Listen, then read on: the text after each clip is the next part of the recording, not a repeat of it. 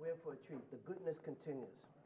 First of all, I want to introduce somebody here is actually the performance coach here that's been teaching all these people the moves and getting all that together. And she's been working with Charles and the Lagond Music School for a decade, doing a fantastic job. And she's Adriana Kaegi here, and affectionately known as Mama Coconut. Hello. And the reason why we call her Mama Coconut is because our connection here and the connection with Charles Lagond is a bunch of years ago, we were part of an ensemble called Kid Creole and the Coconuts. And it was madness. It was madness throughout. And we are so fortunate. It just by luck, the heavens blessed us. And we have the man responsible for all of us getting together. He's been personally a mentor, and he's a musical genius, and I can't say enough about him. Also a pain in my backside back in the day, but I'm sure I was in his also, yeah. So, but we're very fortunate to have him here, and his name is Darnell, also known as Kid Creole and the Coconuts. The man right there, and I gotta give it up to you, brother. Thank you, Mundi. Thank you, thank you. I'm gonna punish you for that.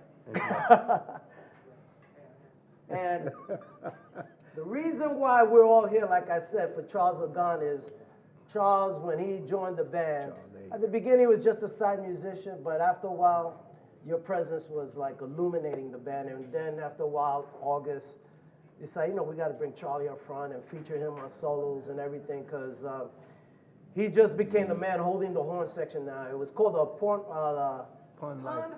Pond Life, and Charles was the leader there. And can you believe that this guy showed up, man? He's from a pond. And August, man, what have you been doing? Everywhere I go, they say, whatever happened to Kid Creole and the Coconuts? And why are you sitting so far away from me? Yeah. I was sitting next to Charlie. We were just having a nice chat about life Okay. and the pursuit of happiness. Yeah. But the thing is that everywhere I go, people are always asking me, whatever happened to the band? Would you guys get together? What's going on with them? And I try to tell them what's going on with them, but since I got the man right here, what's been happening with you for the last 60 years? There's been talk of a reunion. No. Yeah. This guy used to be an English teacher, incredible lyricist. But he's speechless tonight. Right, and he performs like nobody else on stage. But right now, he's being that thorn in the backside I was telling you about. But seriously, August. There is talk of a reunion. Okay, but besides the reunion, Yeah. why did you bother coming here, man? Well, I came to support Charlie in the school, to tell you the truth, because I think it's incredible. I'm blown away by what he's done in 10 years, and that's why I'm here. So, Me too. yeah. Yeah, and ditto for me. And Charles, what has been the experience when you first joined the band? I mean, you're trained, you come from a whole school of knowing what was happening, and you run into someone like August and myself with no training or anything like that. And I mean, what did you think when you ran into us and doing our music?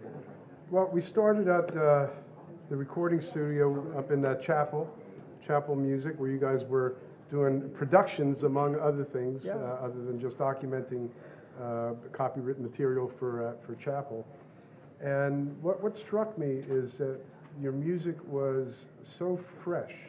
It had such, there were elements of many different styles into it, but nobody, I had never heard music like this. And all my trained, freelance musicians, schooled and everything, all gravitated to it too. It was just so fresh, and I keep saying that word because it really was. And then as we did different projects together, and then I remember to this day, it may have been Bob Blank's studio, and you guys called me into the control room, and August looked at me and said, "Charlie, how would you like to go to Paris with us?" And I thought, wow, that's cool. I've never been to Paris. You mean Paris, France, not Paris, Texas. And he assured me, no, that was it. From that point on, it became really a world tour and a journey through life that I'll never forget. Your music, what it did to me, it was not only inspirational, it was liberating. These guys from East Harlem and from the Bronx, New York, I've never met a more creative force in my life. I have a question Well, for thank you. you, Charlie. Are you teaching that liberation to your students today? I'm doing my best. And I think you can see signs of that in some of the bands. Steven Salzedo, one of our early victims of Adriana Prodigies. coming up. And, you know, I try and teach the kids be fearless, like you guys were. If somebody told Kid Creole and the Coconuts they couldn't do something, they would just laugh and go ahead and do it in spades, man. It was an unbelievable experience being with you. It was an honor. Thank you. Thank you very much. Well, August Darnell is Kid Creole, just to clarify situations, and Adriana was our choreographer, and but we all helped in everything. Adriana did the choreography, but also costumes, whatever it took just to put it together. And what's nice to know is that Charles brought her into the fold to carry some of the tradition that August has started as Kid Creole. And actually before that, when August and I were with Dr. Buzz's original Savannah band, and August was our fearless leader, and I was there as musical director, and Mama Coconut, and Charles with the horns, and we had just something cooking that was beautiful, and I sort of feel and sense that thread with your musicians and your teachers and in this whole school. So we thank you, because eventually we'll go, but it's one way of being immortal through your students, and knowing that we've contributed in a small way. You're the main man, but it's nice to know that somehow you've imparted what we have to your students, and thank you for that. Thank you for Thank you, I'm honored. keeping it alive. Keeping the torch, yeah, the torch has definitely been passed on to the new generation. And that's actually flattering and also very powerful in terms of what the music industry has become today.